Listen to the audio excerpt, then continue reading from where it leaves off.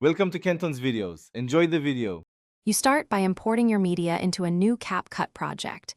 You want the exact clip ready. Tap the audio or video track to reveal the waveform, then scrub to the region you intend to adjust. Once located, split or trim around that segment so changes won't affect other parts. Make sure to keep a backup clip on the timeline in case you need the original. This preparation speeds up the pitch edit and prevents accidental edits to adjacent audio. Now you dive into Capcut's audio tools. Tap Edit and choose pitch or voice effects depending on your version. You can drag the pitch slider in semitones for precise shifts or pick a preset to save time. While adjusting, play the clip in context so you hear how pitch interacts with background music and dialogue.